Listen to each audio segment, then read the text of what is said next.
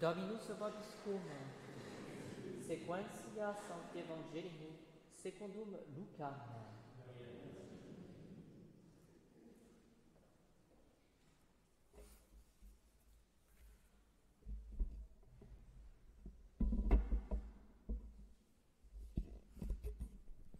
En ce temps-là, Jésus rassembla les 12 apôtres et leur donna puissance et autorité pour chasser les démons et pour guérir les maladies.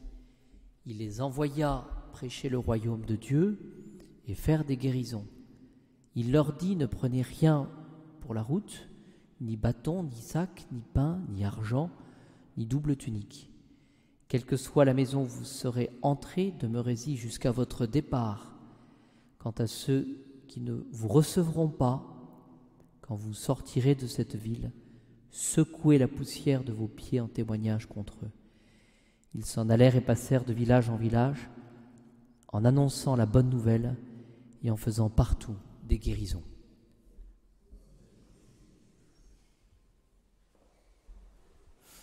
Mes chers amis, ce jeudi de la Pentecôte,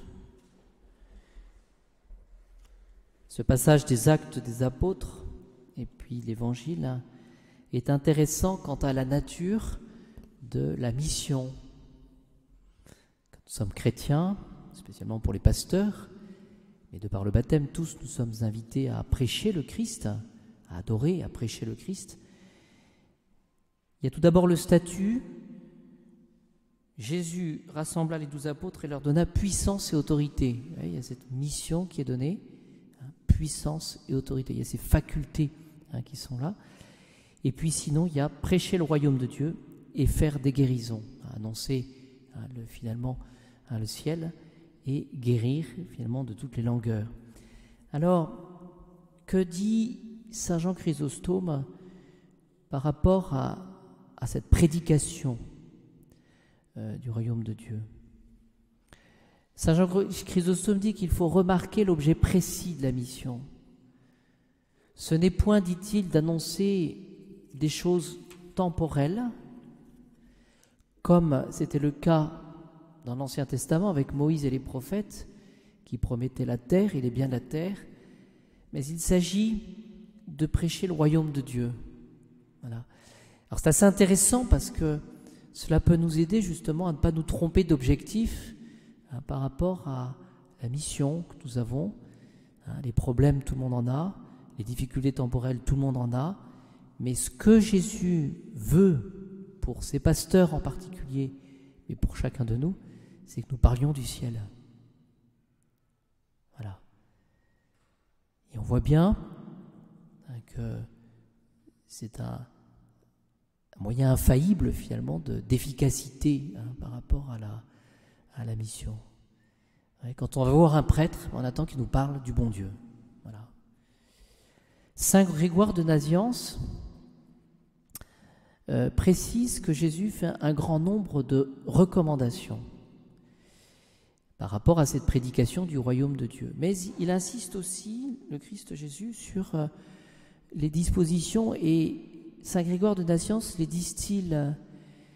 Et c'est assez intéressant parce que c'est dans le prolongement finalement de la nature de la mission. Qu'est-ce qu'on attend d'un ministre de Dieu ? C'est la vertu. Voilà, qu'il soit saint. C'est le courage. Pas moi qui invente, c'est Saint Grégoire de Nazianze. Le courage. Voilà.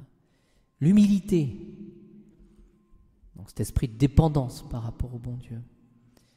Et puis, Saint Grégoire précise, pour les pasteurs, leur vie toute céleste. C'est-à-dire que finalement, quand on les voit, quand on s'adresse à eux, il faut qu'on puisse se rendre compte qu'ils sont attachés d'abord aux choses du ciel et ensuite celles de la terre. Voilà. Et il précise cette vie toute céleste qui doit briller d'un si vif éclat que cela serve uniquement à la propagation de l'Évangile. C'est-à-dire, finalement, il faut que le ministre du bon Dieu soit assez déterminé, courageux et qui sache prêcher finalement l'essentiel. Et donc, la conséquence de cela, toujours pour saint Grégoire de Nazianze, c'est que les disciples du Christ doivent avoir ce souci de s'éloigner de tout attachement au bien de la terre, cette pauvreté finalement. En s'éloignant de toute préoccupation de la vie, il y a finalement de retenir l'essentiel. Et Jésus met à l'épreuve chez les disciples finalement leur foi et leur courage. Voilà, je trouve que c'est intéressant de pouvoir méditer, puis surtout de prier tous, les uns pour les autres, pour demander finalement ces dispositions au Seigneur. Vous voyez, nous manquons cruellement de vocation en ce moment. Peut-être que nous devrions recentrer le ministère justement sur l'essentiel. Ma conclusion, je trouvais que notre Seigneur exagère, avec beaucoup de respect évidemment, mais on trouve dans l'Évangile, « Quant à ceux qui ne vous recevront pas, vous sortirez, et quand vous sortirez de cette ville, secouez la poussière de vos pieds en témoignage contre eux. » Voilà, secouez la poussière. Bon, je suis allé voir chez les pères de l'Église, pas longtemps, mais je suis quand même allé voir, les témoignages sont assez, je dirais, divers. Voilà, notre Seigneur ne nous dit pas de faire du mal à ceux finalement qui... Voilà. Mais j'ai trouvé ce témoignage, alors il n'y avait pas d'auteur, c'était considéré comme un père de l'Église. Vous savez, quand on concile les pères de l'Église, on regarde la Catena Aurea, la chaîne d'or de saint Thomas. Et j'ai trouvé cette interprétation qui peut nous aider en tout cas.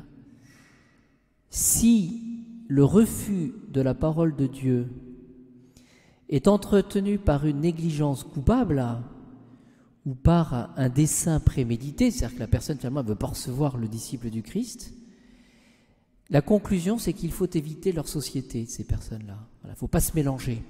Et j'ai trouvé que c'était intéressant de rappeler cette chose-là, souvent sous prétexte finalement de bienveillance, de tolérance. Voilà. Eh bien, le risque, c'est d'être contaminé par cet état d'esprit. Parce que finalement, suivre le Christ, être vertueux, avoir du courage, l'humilité, une vie toute céleste, mais l'air de rien, c'est exigeant, cela.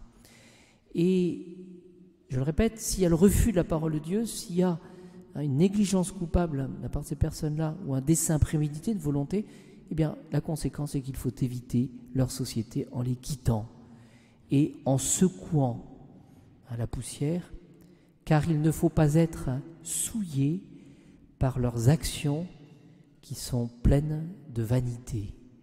Et on peut s'interroger sur finalement la nature de la vanité. Qu'est-ce que c'est que la vanité finalement comme disposition d'âme et de cœur? Quelqu'un est vaniteux quand il est une forme d'orgueil, et c'est quand il finalement se gausse, se vante de qualité humaine finalement. Voilà. Et donc il s'agit de se prémunir de tout cela, parce que la poussière représente et le signe de la vanité. Ce sont les choses qui se mettent à la surface, qui donnent un écran et qui finalement ne rentrent pas en profondeur. Et vaniteux, quelqu'un finalement d'assez superficiel.